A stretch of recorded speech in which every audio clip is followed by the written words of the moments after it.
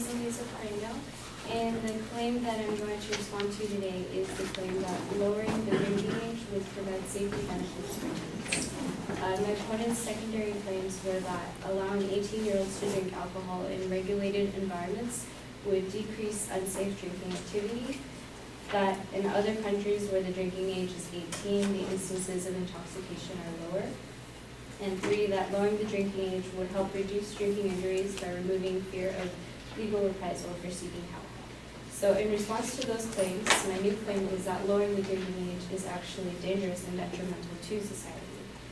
My first supporting claim is that lowering the drinking age will lead to an increased amount of danger.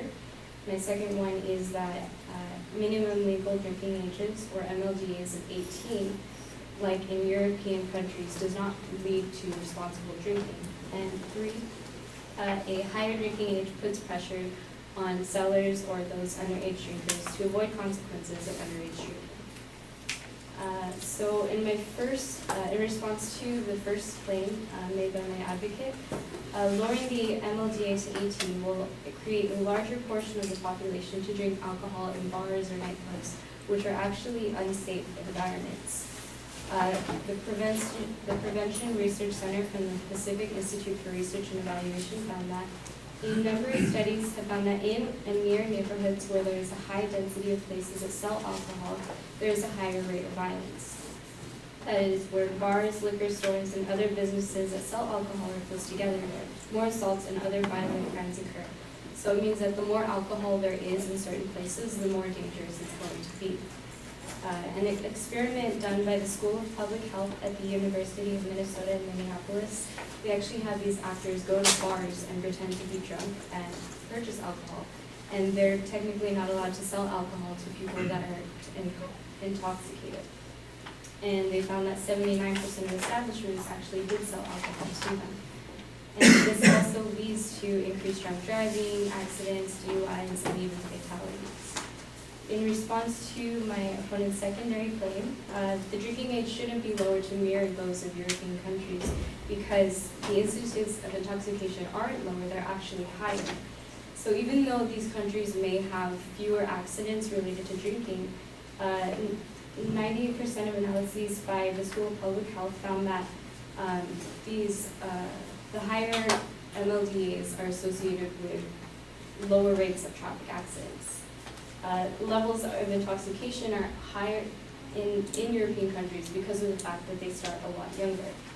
And from the same Prevention Research Center, studies have consistently shown that youth who start drinking and heavy drinking at a younger age are at a significantly greater risk for a range of alcohol problems, including car crashes, drinking and driving, suicidal thoughts and attempts, unintentional injury, as well as drug and alcohol dependence later in life.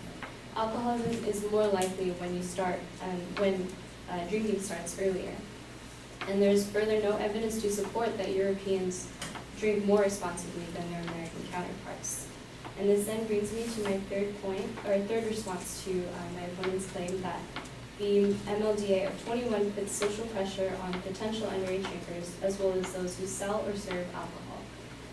Young people may choose not to drink because of decreased social acceptability or increased consequences from parental or legal authorities. The School of Public Health also found that similarly, older youth and adults may furnish alcoholic beverages to minors less frequently, and licensed alcohol outlets may sell to minors less frequently because of their perceptions that it is illegal, morally wrong, or because they might get caught. They're more discouraged from actually doing so because they might get in trouble for it, and it discourages those with underage drinking. And while the MLDA may appear to be ineffective because of the fact that people are going to continue drinking anyways, it still reduces this number of underage drinkers.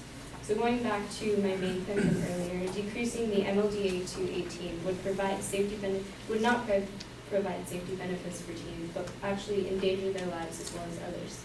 A lower drinking age would lead to increased danger. It is not a good idea to follow the European countries' drinking age of 18 because it doesn't mean that they're going to be responsibly drinking. There would be more pressure for fear of consequences among these underage drinkers and those licensed to sell alcohol. And overall, this is important because it helps to avoid the dangers of drug driving, alcoholism, and other negative effects that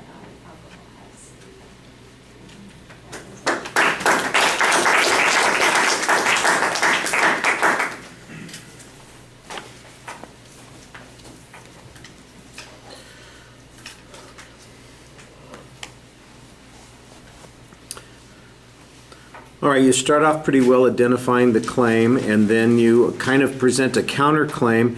It sounds like your preview is really a listing of the counterclaims that you're going to make to the claims, which gets a little bit confusing. I think you can save making the counterclaims until you're responding to a particular point.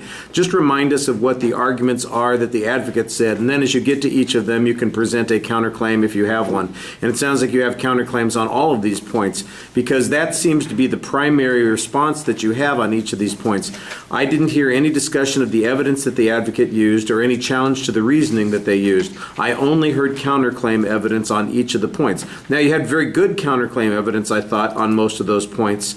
You had, for example, on that first point, the information about the bars and the problems that they have when people are engaged in more alcohol consumption in certain neighborhoods. I thought that was a reasonable answer. Like I said, it's a counterclaim. It doesn't address the issues that the advocate talked about at all directly, but it does suggest that you would have other problems. The advocate saying we're going to have fewer problems. You're giving a reason why we're going to have more problems. But like I said, there's not really any refutation of the advocate's argument. This is all rebuttal argument. On the second point, where you're making the comparison to Europe, the same sort of thing here. I thought you had good information that talked about how the younger a person is when they start drinking, the more problems they have long term, and the greater risk that they're faced with, which is good information and definitely applies to the secondary claim, but none of it is specific to what's going on in Europe, and there's no refutation of any of the evidence that the advocate used. I don't remember that the advocate even cited any evidence on this point, and that would have been a good thing to maybe point out. So you've got the advocate's assertion that Europeans have fewer problems, and here's research that suggests that younger drinking leads to greater problems, and then you just ask the audience at the end, are you going to believe an unsupported assertion, or are you going to believe the School of Public Health that came up with these particular conclusions? And I think that would be a good way of making that contrast. And then on the third point, I don't know that you actually confront the argument that the advocate is talking about. Yours argument is really about an additional problem that would occur. I think it might apply better to the first point than it does to the third point. The advocate's argument on this point talked about some other issues. I'm not exactly sure how your argument addresses that point. All right, thank you.